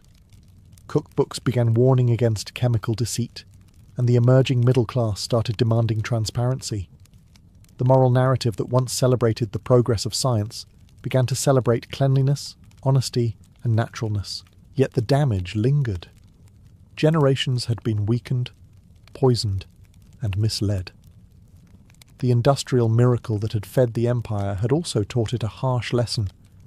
Not all progress is improvement. By the century's end, the Victorians had created the foundations of modern food regulation, born not from wisdom, but from tragedy. The age that prided itself on refinement had finally learned that the price of beauty, in the end, was death served politely at the dinner table. Long before independence was signed on parchment, it was brewed in barrels and whispered through the clatter of tankards. Colonial America's taverns were far more than places to drink. They were the nerve centres of a restless society, half pub, half parliament. Every colony had them, from Boston's cobbled lanes to Virginia's dusty crossroads. Inside, smoke curled through candlelight, fiddles played over the noise, and the air carried equal parts beer, sweat, and conspiracy. To a casual observer, the scene was simple: men drinking rum punch or cider after a long day's labour. But beneath that easy laughter, revolutions were fermenting. Taverns offered what few other spaces could: equality, or at least the illusion of it. Farmers sat beside merchants, sailors beside scholars. The tavern table made no distinctions of class when the pitcher was passed, and with ale loosening tongues, complaints about taxes, trade restrictions and royal decrees flowed as freely as the drink itself. In Boston, the Green Dragon Tavern became known as the headquarters of the Revolution. There, men like Paul Revere and Samuel Adams plotted protests disguised as toasts. The Boston Tea Party was not conceived in a parliament chamber, but over mugs of cider beneath a creaking wooden ceiling. Taverns provided privacy too, back rooms where newspapers were read aloud, and pamphlets like Common Sense circulated hand to hand. In an age before mass media, the tavern was the newsstand, the court, and the classroom all in one. Alcohol played its part, not merely as fuel for rebellion, but as social glue. Rum imported from the Caribbean connected the colonies to the same trade networks they despised. Madeira wine from Portugal was the drink of gentlemen, hard cider the pride of farmers. Each carried stories of empire, and each sip reminded colonists of how deeply they were tied to it. That tension, between dependence and defiance, made the tavern both sanctuary and spark. By the 1760s, British officials began to suspect that these public houses were anything but harmless. They were right. Behind the laughter and clinking mugs, a quiet revolution was brewing, one that would soon spill into the streets, as fiery as the rum that inspired it. When English colonists crossed the Atlantic, they didn't just bring tools, Bibles, and muskets. They brought their thirst. The first thing many settlers built after a church and a mill was an alehouse. It wasn't vanity, it was survival. Beer and cider were safer to drink than water, which often carried disease. Even children drank small beer, a weak brew barely stronger than soup. For early Americans, sobriety was the real risk. Colonial alehouses were humble by design: timber walls, packed earth floors, a few rough benches, and a fire that smoked more than it warmed. Yet they quickly became indispensable. Travellers needed food and shelter, locals needed gossip and distraction. News travelled by horse, rumour travelled by tavern. When a ship arrived in port, sailors brought stories, newspapers, and occasionally stolen goods, all traded for drink. In this way, alehouses stitched the colonies together long before postal routes did. They also embodied the social order, and occasionally mocked it. In Puritan New England, taverns were officially frowned upon, yet quietly tolerated. Ministers preached temperance on Sunday and drank punch on Monday. In Virginia, planters conducted business over bowls of rum punch that could dissolve the Queen's liver. The line between sin and necessity blurred with every refill. Taverns were not dens of vice so much as safety valves, places where colonists could vent their frustrations before they boiled over into something worse. Women often ran these establishments, especially widows who inherited licenses from their husbands. They were called tavern mistresses, juggling brewing, bookkeeping, and brawls. One such woman, Mary Fish of Connecticut, kept a journal describing noisy evenings of sailors, farmers, and scholars disputing the fate of nations, while she poured ale and prayed no one broke the furniture. Her tavern was typical, half domestic space, half chaos. But what truly defined the alehouse was its democracy. A poor man with a coin could sit beside a magistrate and argue politics until dawn. For a brief, boozy moment, everyone's voice mattered. These small wooden rooms were America's first debating halls, where loyalty to the crown slowly soured like old cider. Before there was a Congress or a Constitution, there was the alehouse, a place where freedom, quite literally, was on tap. If beer was the drink of daily life in the colonies, Rum was the drink of ambition, sweet, strong, and steeped in empire. By the 18th century, rum had become the unofficial currency of colonial America. Distilled from Caribbean molasses, it flowed through every port, every tavern, every revolution in waiting. Rum connected New England merchants, West Indian plantations, and African slave traders in one vast, brutal triangle of profit. Every mug of rum poured in a Boston tavern carried the aftertaste of global exploitation. It was cheap, potent, and democratic. Governors toasted with it, sailors drowned in it. The colonial palate demanded variety, and taverns obliged by mixing rum with citrus juice, sugar, and spices into elaborate punches served in great communal bowls. A proper tavern punch could contain a dozen ingredients and enough alcohol to dissolve conversation into shouting within an hour. These bowls were the social equivalent of social media feeds. Information, rumour, and opinion all blended together until no one remembered who said what first. The ingredients themselves told a story of empire. Lemons and limes from the Caribbean, nutmeg from the East Indies, sugar from enslaved labour, and rum from distilleries in Barbados or Rhode Island. A single drink was a map of colonial greed. Yet for the men raising their tankards in taverns from Philadelphia to Charleston, it was simply the taste of belonging. To drink rum was to be part of the Atlantic world, to share in its wealth and, unknowingly, its crimes. In cities like Boston, tavern cellars held barrels of imported Madeira and claret for those who fancied refinement. But rum remained the national favourite, unpretentious, powerful, and rebellious. Even the taxes imposed by Britain on molasses and imported spirits backfired spectacularly. Rather than discourage consumption, they inspired smuggling, protest, and resentment. Every sip became an act of quiet defiance. By the 1760s, British officials complained that American colonists were half-drunk and wholly insolent. They weren't entirely wrong. Rum fueled the working class and the revolutionaries alike.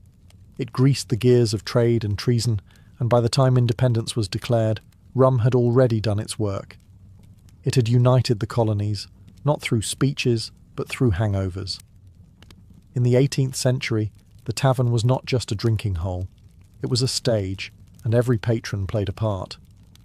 Beneath the flickering glow of tallow candles, speeches were made, pamphlets read aloud, and tempers flared as easily as the hearth fire.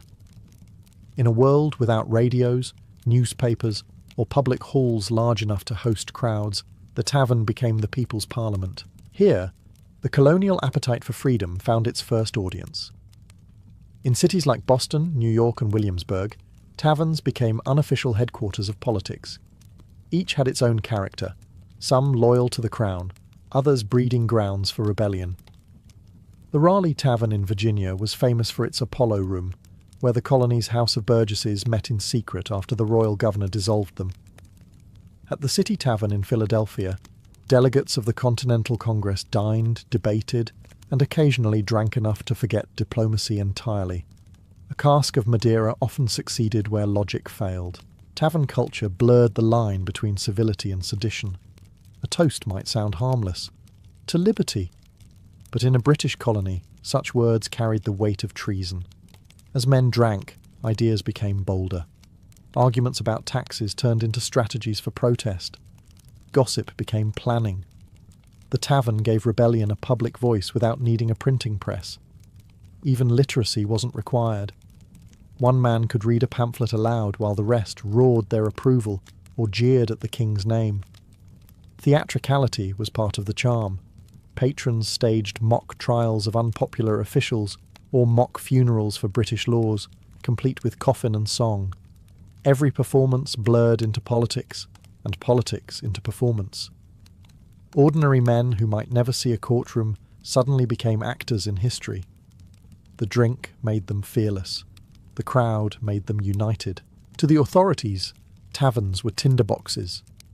British officers tried to spy on them, sometimes even infiltrating in disguise, though the accent usually gave them away before the second round. Banning them was impossible. There were too many. and they served too many needs. By the time the first shots of revolution were fired, the colonies were already well rehearsed. The stage had been set, not in a palace or parliament, but in smoky rooms where ale, laughter and rebellion shared the same table. While the image of the colonial tavern is often painted in pipe smoke and patriots, women stood behind the bar, and sometimes in front of it, shaping the entire culture. Far from being mere bystanders, they were its heartbeat. Many taverns were run by widows, who inherited licenses after their husbands' deaths, though some women earned them outright. They were known as tavern mistresses, part entrepreneur, part peacekeeper, part spy. Running a tavern was no genteel business. These women brewed ale, managed books, butchered meat, and occasionally broke up fistfights with a broom handle. Their clientele ranged from farmers and travellers to scholars and smugglers, and every night brought a new mixture of business, gossip, and chaos. Mary Fish of Connecticut once wrote that her nights were filled with sailors arguing politics, merchants boasting of fortunes not yet made, and boys pretending to be men through drink. Her tone was weary, but proud. She knew her establishment was more than a pub. It was a crossroads of the new world. For many women, tavern keeping was one of the few legitimate ways to achieve financial independence. They could hold property, earn income, and participate in public life, privileges often denied elsewhere. A successful tavern mistress wielded influence that rivaled any town official. Patrons needed her favour for credit, merchants sought her connections, and travellers relied on her word for local news. Of course, not everyone admired such independence. Clergymen denounced tavern women as encouragers of vice and distractors from domestic duty. But the hypocrisy was hard to miss, since many of those same moralists enjoyed a discreet glass of rum punch when the sermon was done. Female tavern keepers learned to navigate these contradictions with wit and survival instinct. Some used their establishments as information hubs, or in wartime, as intelligence posts. During the Revolution, Lydia Darrah, a Philadelphia innkeeper, famously overheard British officers planning troop movements in her home and smuggled word to the Continental Army. Her bravery blurred the line between hostess and hero. The tavern, for these women, was more than business. It was power disguised as hospitality. Beneath every cheerful "another round" was quiet authority. In an age when women were expected to be silent, the tavern mistress made sure the world kept talking, and often listening. If the revolution had a flavour, it would have been brewed, distilled, or fermented. Colonial America's politics were drunk as much as they were debated, and every region had its signature spirit. Each drink told a story, not just of taste, but of geography, class, and identity. Cider was the drink of the common man. Apples grew in abundance, and even the poorest farmers could press a barrel for winter. Cider was currency, medicine, and breakfast. In New England, children drank small cider in place of water. John Adams famously downed a tankard of it every morning before writing essays on liberty, proof that one could be both patriotic and perpetually buzzed. Rum, on the other hand, was the lifeblood of trade. Imported molasses from the Caribbean was distilled in coastal towns like Newport and Boston. A good distillery was a license to print money. Rum warmed sailors, bribed politicians, and paid wages. In a strange irony, the same drink that fueled independence also tied the colonies to the slave-driven economy of the Sugar Islands. Every glass carried both pride and guilt. For those aspiring to refinement, there was Madeira wine, the aristocrat's favourite. Imported from Portugal, it was sturdy enough to survive the long Atlantic voyage and elegant enough for toasts in the halls of Congress. George Washington ordered it by the barrel. Thomas Jefferson filled his cellars with it. Madeira symbolised sophistication, and hinted that even revolutionaries preferred their rebellion with a touch of class. Meanwhile, frontier settlers brewed their own fierce concoctions. Corn whiskey, the ancestor of bourbon, was raw, smoky, and unapologetic, the liquid emblem of American grit. It flowed from stills hidden in the hills, untaxed and ungoverned. In those wild places, distilling was both livelihood and declaration. If Britain could tax tea, the frontier would make its own drink. Together, these beverages formed the social bloodstream of early America. They fueled tavern debates, sealed trade deals, christened ships, and comforted widows. They weren't just drinks, they were rituals of belonging. To refuse a toast was to refuse community. And as colonists raised their mugs to liberty, they might not have realised it, but they were also toasting to their own invention, a new culture, spirited in every sense of the word. Before newspapers became reliable, the tavern was the newsroom of the colonies, a place where information didn't just circulate, it fermented. The moment a traveller stepped off his horse, he was greeted not with "welcome," but "what's the news?" In a world without radio or telegraph, gossip was currency, and taverns were the mint. Inside, someone was always reading aloud from the latest issue of the Boston Gazette or Pennsylvania Chronicle, while others leaned in, mug in hand, to debate its contents.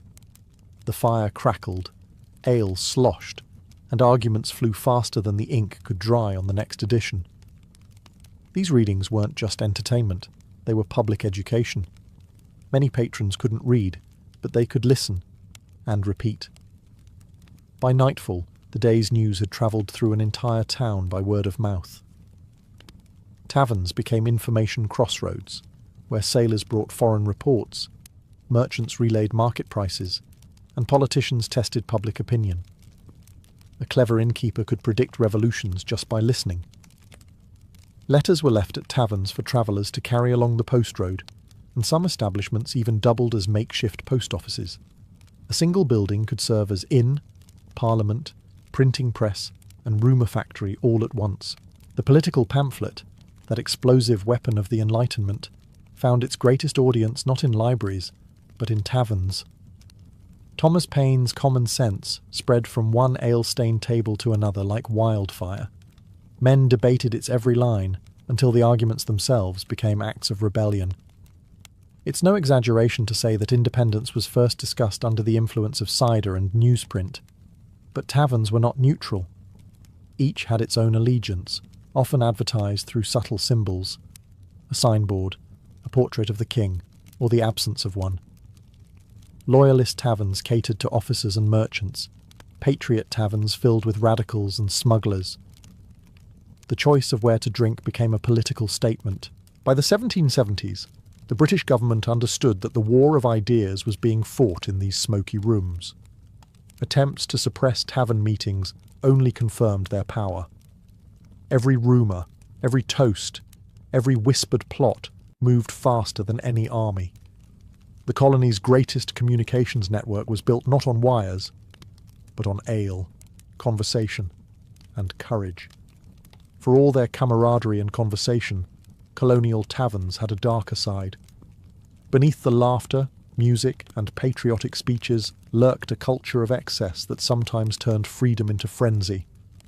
Alcohol was the great equalizer and the great undoing. In an age before clean water or refrigeration, drinking was nearly universal, but moderation was not. The average colonist consumed more alcohol per year than modern Americans drink coffee. Rum, cider, beer, and whiskey flowed from sunrise to midnight. Labourers drank before work, to steady the hand, and afterward to cool the spirit. Court records from the period are filled with tavern brawls, public indecency, and debts paid in drink. What began as a meeting place for ideas could easily devolve into chaos. The moral guardians of the colonies, especially Puritan ministers, saw taverns as both temptation and necessity. They denounced drunkenness from the pulpit, but stopped short of banning drink altogether. The hypocrisy was legendary. Sermons against vice were often delivered by men who had just stopped at the tavern for a quick brandy. Still, the tension between virtue and indulgence gave rise to one of America's first reform movements, the Temperance Crusade. Women, who often bore the brunt of drunken husbands, began organising petitions and societies urging moderation. Pamphlets warned that the rum bottle does more harm than the musket, and travelling preachers compared the tavern to the gates of hell. The irony, of course, was that taverns had also birthed the revolution that gave these reformers the freedom to speak. America's liberty, it seemed, came with a hangover. Violence was common, political disagreements often escalated into duels, while card games ended with smashed tankards and broken noses. Yet even these incidents reflected the spirit of the time: passion without restraint, conviction without caution. The same fire that made men defy a king also made them punch a neighbour. By the early 19th century, the tavern's reputation had split in two. It was both cradle of democracy and den of sin. The same tables that once held the Declaration's rough drafts now hosted arguments about morality and self-control. The colonies had won independence, but not immunity from their vices. In every glass, they tasted both freedom and its cost. When the smoke of revolution cleared and the colonies became a nation, the tavern did not fade, it evolved. The same wooden tables that once echoed with rebellion now hosted debates over the Constitution, westward expansion, and the building of a new republic. The colonial tavern had been a seedbed for democracy, and even as cities grew and newspapers multiplied, its influence lingered in the American psyche. The belief that politics belonged not to palaces, but to the people. Out of those noisy rooms grew the public house, the saloon, and eventually the American bar, each carrying echoes of its ancestor. The tavern spirit lived on in every town hall and roadside diner where strangers still talk politics over coffee or whiskey. In a country that prizes individualism, the tavern reminded everyone that freedom began as a shared conversation. It was, quite literally, the birthplace of public opinion. Architecturally, the colonial tavern vanished, but its functions scattered across society. The press inherited its role as the nation's storyteller. Universities became its debating halls. Hotels replaced its beds and hearths. Yet none of these quite matched the intimacy of those candlelit rooms, where farmers argued with philosophers and sailors traded news with scholars. The tavern was democracy's original classroom, open to anyone who could afford a pint and an opinion. Even reform movements that despised drinking owed something to it. The temperance societies, the abolitionists, and the women's suffrage movement all met in public spaces modelled after the tavern, open, inclusive, buzzing with argument. America's greatest revolutions were born not in silence, but in noise. Today, when you walk into an old colonial inn still standing, like the Raleigh Tavern in Williamsburg or the City Tavern in Philadelphia, you can almost hear the echoes. Wooden floors creak, mugs clink, and somewhere in the past, a voice is shouting, "To liberty!" It's easy to forget that these places weren't just about drink, they were about connection. The legacy of the colonial tavern isn't preserved in dusty bottles or faded signs. It survives every time strangers gather to talk freely, in bars, cafes, online forums, and living rooms. The revolution it started never really ended. It simply changed tables. When a medieval knight swore to take the cross, he wasn't simply agreeing to fight. He was binding his soul to a sacred mission. The ceremony was half religious ritual, half theatrical transformation. Before departure, a priest would bless the knight's sword, sprinkle him with holy water, and stitch a crimson cross upon his cloak. From that moment, his life was no longer his own. He was militis Christi, a soldier of Christ. But the true meaning of that oath was more complicated than the Church cared to admit.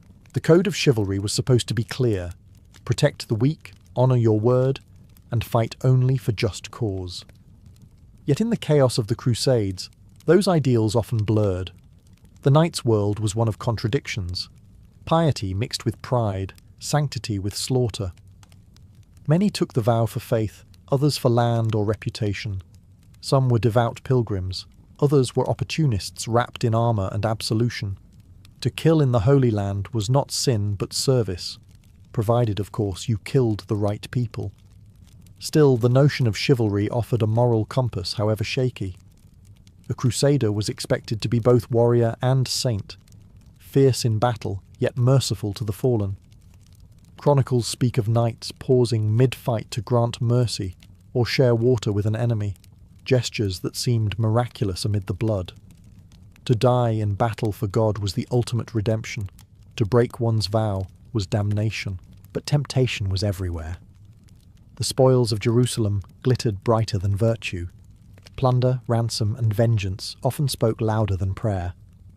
Even the holiest warriors found themselves wrestling between devotion and desire. And the church, ever pragmatic, turned a blind eye as long as victories were won. The sword was sanctified, the sin negotiable. To the outside world, these armoured pilgrims were divine heroes. To those who rode among them, the truth was more human.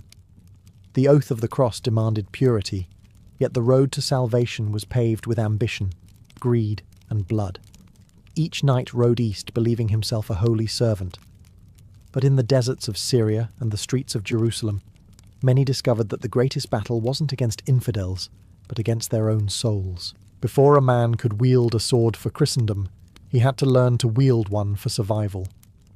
The making of a Crusader knight began in childhood, not with prayer, but with discipline, bruises, and obedience.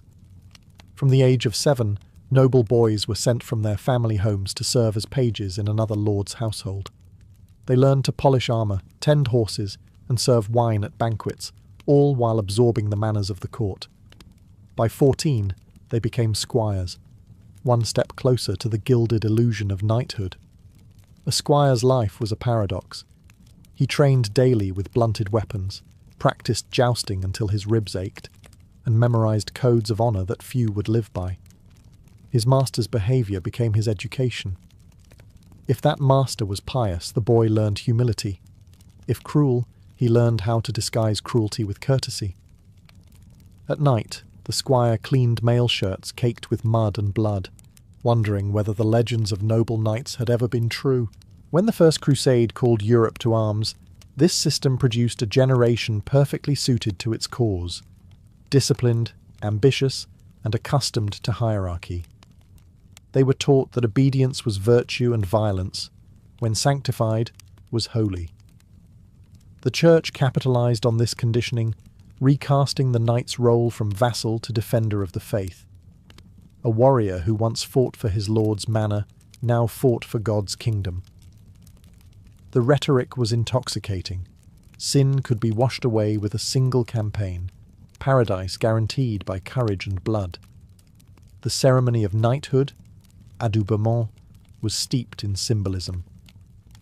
The young man bathed to purify his body, prayed through the night to cleanse his soul, and at dawn received his sword in the name of the Church. The priest's blessing transformed him from soldier to servant of heaven. But that same ritual also sanctioned what followed: slaughter, conquest, and vengeance as righteous acts. In essence, the Crusader was manufactured through ritualized contradiction. He was trained to kill, but told it was mercy, taught humility, yet promised glory, bound by faith, yet driven by ambition. By the time he set sail for the Holy Land, he carried not only a sword and shield, but the impossible weight of being both sinner and saint. When the Crusader knights first glimpsed the walls of Jerusalem, they believed themselves chosen instruments of God. For weeks, sermons had promised them salvation. Now the holy city shimmered before them like a divine mirage. Yet once the gates fell, heaven quickly gave way to hell. The ideals of chivalry, mercy, restraint, honour, dissolved in the heat of victory. According to chroniclers, the streets of Jerusalem flowed with blood up to the ankles. It was not the triumph of saints, but of soldiers. Here lay the central paradox of Crusader honour. A knight was sworn to protect the innocent, yet on campaign, innocent became a flexible term. Saracen civilians were slaughtered without remorse, Jews burned alive in their synagogues, women enslaved as prizes of conquest. And yet, after each massacre, priests blessed the victors and declared their sins forgiven. To kill in God's name was not crime, but cleansing. Still, within that chaos, some knights clung to the chivalric code like a relic in a storm. Men such as Tancred of Hauteville, famed for his courage and compassion, reportedly offered protection to women and priests during the sack of Jerusalem. Others upheld rules of ransom, preferring to capture enemies rather than kill them, a small, almost futile gesture of restraint amid madness. To these knights, honour was not in victory, but in how it was won. The harsh desert tested both faith and morality. Food rotted, water was scarce, and the corpses of comrades reminded crusaders daily that death came faster than glory. Under such conditions, chivalry often bent to survival, yet even then the myth endured. The image of the noble knight in shining armour persisted in chronicles written for European audiences who would never see the filth and horror of the Levant. It was easier to worship the symbol than face the truth. By the time the first crusading armies returned home, they carried relics and scars in equal measure. Many were celebrated as holy warriors, yet haunted by what they'd done. For every tale of honour, there were 100 left untold, of greed, cruelty, and lost faith. In the Holy Land, chivalry had not been destroyed. It had been tested, and more often than not, found wanting. Out of the blood and chaos of the First Crusade rose an order unlike any before it, a brotherhood of monks who fought like knights and prayed like saints, the Knights Templar. Founded around 1119 by Hugues de Payan and a small band of companions, their mission was deceptively simple: to protect Christian pilgrims travelling to Jerusalem. But what began as a handful of poor knights soon became the most powerful military order in Christendom, guided by a code that fused chivalry with monastic discipline. Every Templar took the 3 vows of a monk: poverty, chastity, and obedience. They owned nothing individually, not even their weapons, and slept in communal halls on straw mats beside their horses. Their white mantles, adorned with a red cross, symbolized purity and sacrifice, a visual promise to live and die for God. The Templar rule, approved by the Church, demanded strict devotion. No idle talk, no gambling, no swearing, no private possessions. In theory, a Templar's life was one of holy simplicity. In practice, it was an unending test of loyalty and restraint. Unlike ordinary crusaders, the Templars saw battle not as opportunity, but as penance. To die in combat was not failure, it was salvation. The rule forbade retreat unless outnumbered 3-1, and even then, only with permission. Their discipline was legendary. Chroniclers wrote that they charged like a single man, silent beneath their white banners, marked with the boson, their black and white standard, symbolizing the struggle between good and evil. Yet, for all their sanctity, the Templars were not immune to worldly temptation. Their courage made them indispensable to kings. Their piety made them trusted by the Church. Soon, donations poured in, lands, gold, castles, until the poor knights became Europe's bankers and power brokers. They built fortresses across the Holy Land, guarded trade routes, and lent money to monarchs who prayed for their souls and borrowed for their wars. Thus, the paradox deepened. The Templars preached poverty but amassed wealth, swore obedience but influenced popes, claimed humility yet stood above princes. Their code was pure, their conduct often not. Still, to their enemies, they remained the iron heart of Christendom, warriors who believed death on the battlefield was not loss, but eternal victory. If the Templars represented the sword of the Crusades, the Knights Hospitaller were its shield. Their origin lay not in conquest, but in compassion. Long before Jerusalem was taken by Crusaders, a group of monks had established a small hospital there, a refuge for weary pilgrims seeking care after the long, perilous journey to the Holy Land. When the First Crusade transformed that pilgrimage into holy war, the hospital's caretakers took up arms. They became warrior monks, bound by faith, yet tempered by mercy. The Hospitallers swore the same vows as other religious orders: poverty, chastity, and obedience. But their rule emphasized service. They were healers first, soldiers second. Every knight was expected to tend to the sick, wash their feet, and feed them before himself. Their motto, Tuitio fidei et obsequium pauperum, defence of the faith and service to the poor, captured the dual nature of their mission. Their black robes, marked with a white cross, became symbols of protection and aid. Within the thick walls of their hospitals, pilgrims found not only medical treatment, but dignity. Chroniclers noted that the hospitallers' infirmaries were so clean and orderly that the sick lay as if in paradise. Yet beyond those serene halls, the knights were fierce in battle. They guarded roads, escorted caravans, and defended fortresses across the Holy Land, and later the Mediterranean. Their fort at Crac de Chevalier in Syria became a legendary stronghold, part monastery, part fortress, part miracle of endurance. Still, the Hospitallers' charity was not without contradiction. Their wealth grew with their fame. Donations poured in from across Europe, estates, castles, even entire villages. The knights who began by tending the poor eventually commanded fleets and armies. Their hospitals became hospitals of empire, places where faith met power. Yet, unlike other orders, the Hospitallers maintained a sense of humility through action. When plague struck, they nursed the infected rather than flee. Even their enemies respected them. Muslim chroniclers recorded acts of mercy, noting that wounded foes were sometimes treated alongside Christian patients. The Hospitaller Knight was a rare fusion of monk, doctor, and warrior, proof that chivalry, at its best, could heal as well as harm. In the shadow of conquest, they embodied what the Crusades so often forgot. That true strength was found not only in courage, but in compassion. While Europe glorified its Christian knights as paragons of honour, the Crusaders soon discovered that their Muslim adversaries, the Saracens, had a chivalric code of their own, one that often surpassed their own ideals. On the other side of the battlefield, warriors of Islam lived by the principles of futuwah, a blend of courage, generosity, and moral integrity. Much like Christian chivalry, it was less about religion and more about virtue under fire.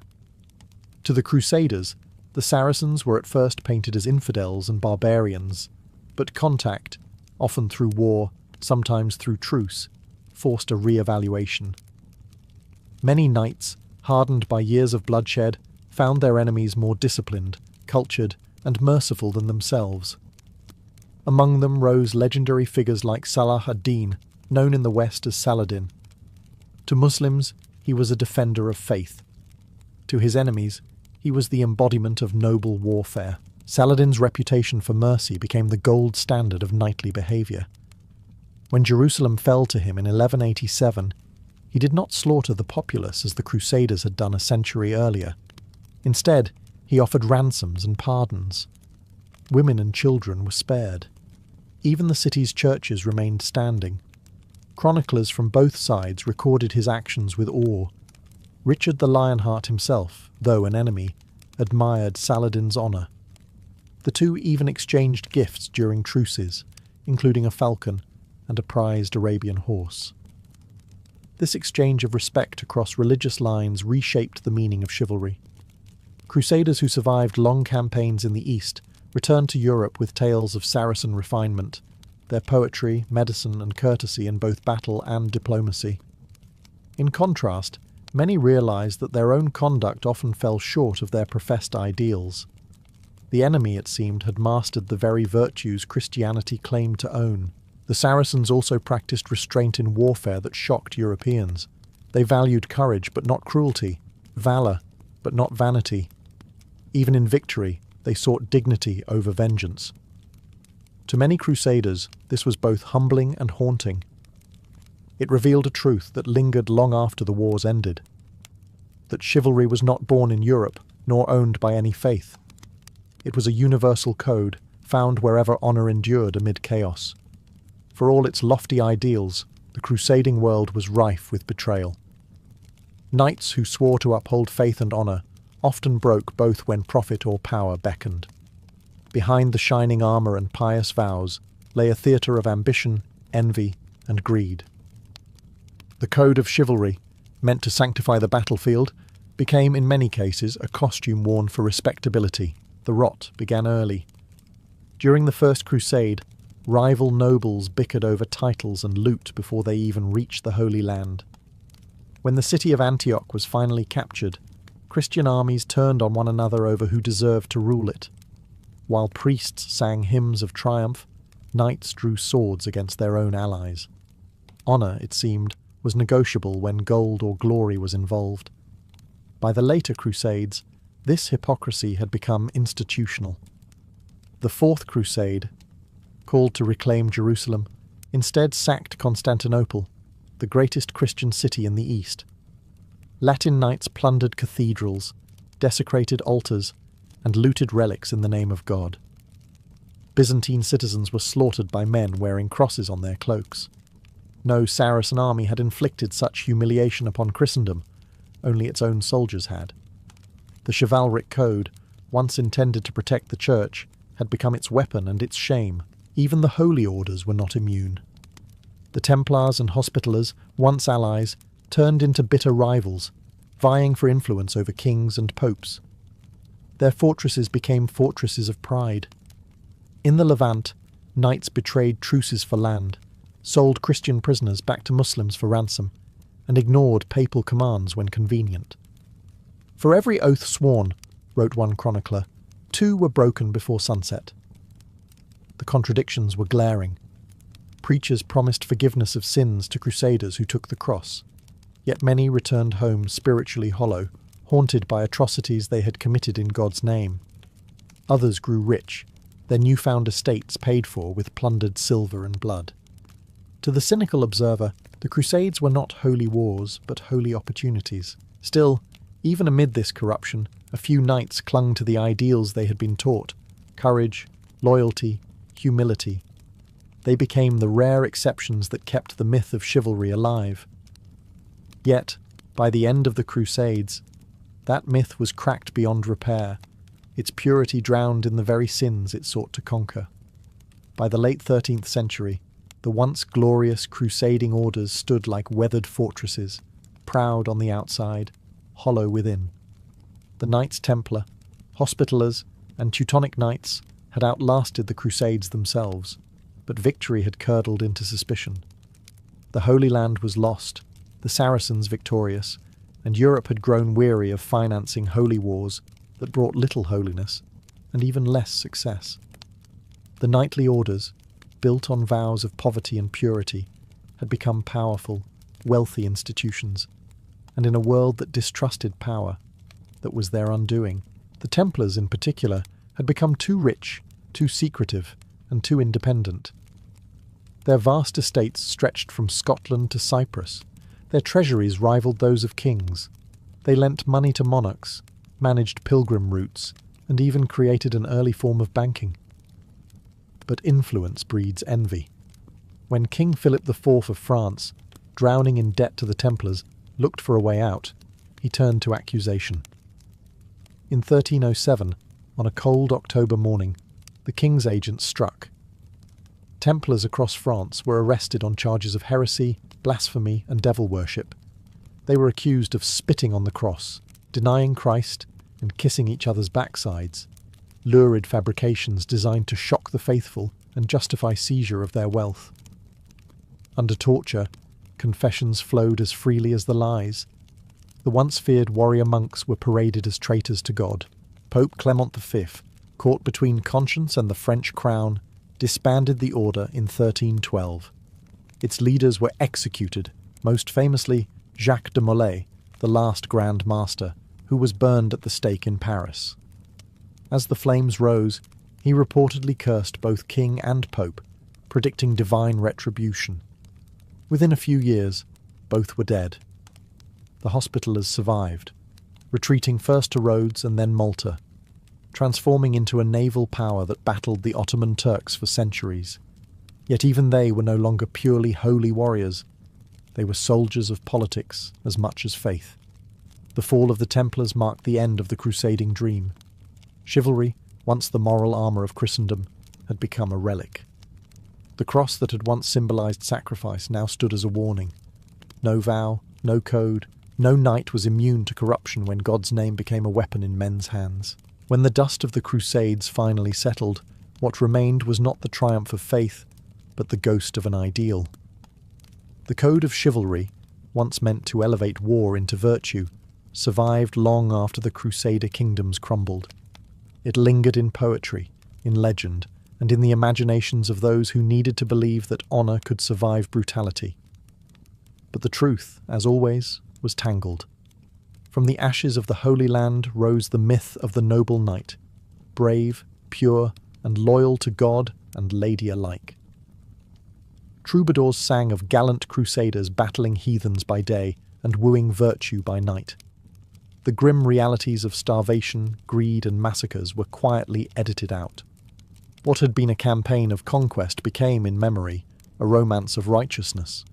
Europe needed heroes, not butchers, and chivalry provided them. Writers like Chrétien de Troyes and later Geoffrey of Monmouth transformed real crusaders into shining archetypes: Lancelot, Galahad, and the knight of spotless virtue. The battlefield became a stage for moral drama, where faith and courage triumphed over chaos. Even kings adopted the language of chivalry to polish their rule. Orders like the Garter in England and the Golden Fleece in Burgundy claimed descent from the crusading spirit, though their battles were fought more with etiquette than swords. Ironically, the more Europe civilized itself, the more romantic the Crusades became. By the Renaissance, the blood-soaked campaigns of the 12th century had been recast as a golden age of honour. Artists painted knights kneeling before ethereal ladies, poets turned massacre into melody. Yet beneath the myth, the contradictions endured. The same ideals that justified mercy also sanctified murder, and the same code that preached humility also glorified conquest. Still, chivalry left behind a moral vocabulary that shaped centuries of thought. Concepts like noble cause, honour in war, and mercy to the defeated all trace their lineage to those medieval vows sworn beneath the cross. Even modern soldiers, in their oaths and conduct, echo fragments of that forgotten creed. In the end, the code of chivalry was less a rule-book than a mirror, reflecting the best and worst of those who wielded it. In the Crusades, that mirror cracked, but it never shattered. Its shards still glint in every struggle between faith and humanity that history dares to repeat.